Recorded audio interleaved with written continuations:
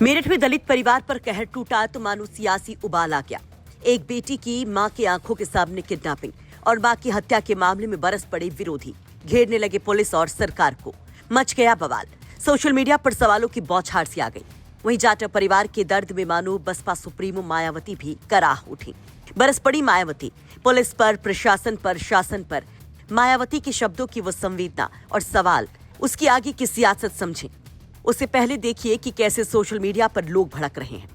जीतू राजौरिया नाम के social media user लिखते हैं, बसपा के कमजोर होने के बाद अंजाम ये रहा कि प्रदेश में जातिवादी और गुंडों के इतने हौसले बुलंद हो गए कि आपकी बहन बेटियों को सरेआम उठाया जा रहा है और अगर विरोध किया तो सीधा मौत के घाट उतारा जा रहा है। इसका जीता जागता प्रमाण कल की मेरठ के सरधना थाना क्षेत्र में हुई घटना है। अगर वास्तव में दलित समाज खुद को सुरक्षित महसूस चाहता है और असल में अपना और अपने महापुरुषों का सम्मान करना चाहता है तो फिर बहन मायावती जी को चुनना होगा। अगर ना चुनते हैं तो समाज पर ऐसी अत्याचार जारी रहेगा, फिर चाहे भाजपा की सरकार बने या समाजवादी पार्टी की सरकार। सूर्य समाजवादी नाम के सोशल मीडिया यूजर लिखते हैं, मेरठ में दबंगों ने लड़की को किडनैप कर लिया और लड़की की मां की फरसे से मारकर जान ले ली। कानपुर में दरोगा ने पत्रकार के साथ मिलकर नाबालिग लड़की का गैंग रेप किया। अभी तक दरोगा फरार है। झांसी की पहली महिला ऑटो चालक की हत्या कर दी गई। यही है यूपी में महिला सुरक्षा की सच्चाई, जिसका ढिंढोरा बार बार पीटा जाता है। अंजलि सैनी नाम की सोशल मीडिया यूजर लिखती है, मेरठ में राजपूत युवक ने दलित युवती का अपहरण किया। लड़की को बचाने आई मां को फरसा मारा, उसकी मौत हो गई। क्या उत्तर प्रदेश में कानून जिंदा है? मामला सरधना की गांव कपसाड़ का है, जहां एक बेटी को उसकी मां की आंखों के आगे उठा लिया जाता है। विरोध करने पर मां पर हमला होता है और बाद में जिंदगी के लिए जूझती मां की अस्पताल में मौत। तो मानो गुस्साए लोगों ने गदर काट दिया। अस्पताल के बाहर धरना प्रदर्शन शुरू हो जाता है, गाड़ियां तोड़ी जाती हैं, लोगों ने शव को रखकर हंगामा किया तो वहां पर सियासी जमघट भी लग गया। समाजवादी पार्टी के सुप्रीमो अखिलेश यादव भी जमकर बरसे। अपने तमाम नेताओं को, स्थानीय विधायक अतुल प्रधान को भी भेज दिया। इधर बवाल कट ही रहा होता है, उधर मायावती भी गुस्से में बोल पड़ती हैं।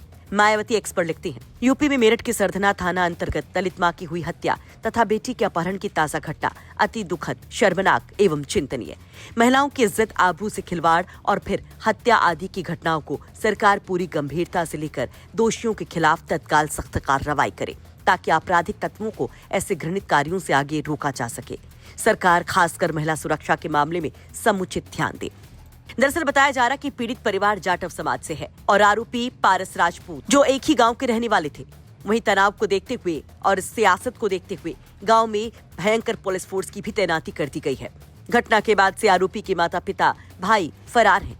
इस रिपोर्ट को तैयार करते वक्त तक आरोपी भी पुलिस की गिरफ्त से बाहर है। वही आरोपी की धरपकड़ के लिए पुलिस ने 5 टीमें भी गठित की हैं। कहा तो ये भी जा रहा है कि मामला पुरानी जान पहचान का भी हो सकता है।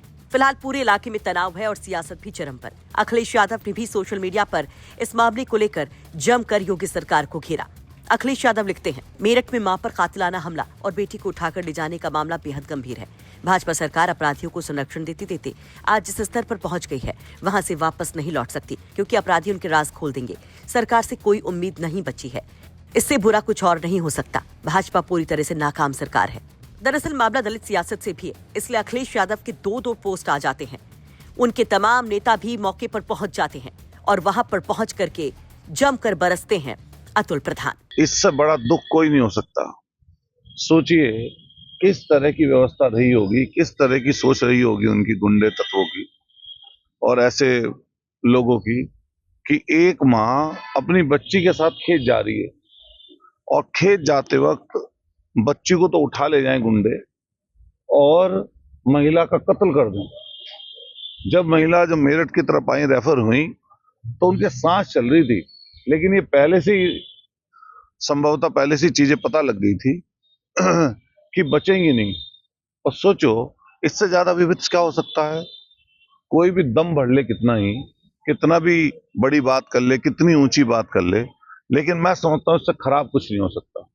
हम लोग सुबह पहुंचे थे वहां पर, मैं घंटों रहा अस्पताल में, तो जब मैंने वो आईसीयू में उनकी हालत देखी उस समय, तो आप देख नहीं सकते थे और किस तरीके से दहाड़े मार मार कर परिवार रो रहा था। फिलहाल संगीत सोम, जो उसी इलाके से बीजेपी के विधायक रह चुके हैं, 2022 में जिनको अतुल प्रधान ने हराया था, उनका अभी तक कोई स्टेटमेंट इस मामले पर सामने नहीं आया है। फिलहाल आगे जो कुछ भी जानकारी होगी यूपी तक आप तक पहुंचाता रहेगा।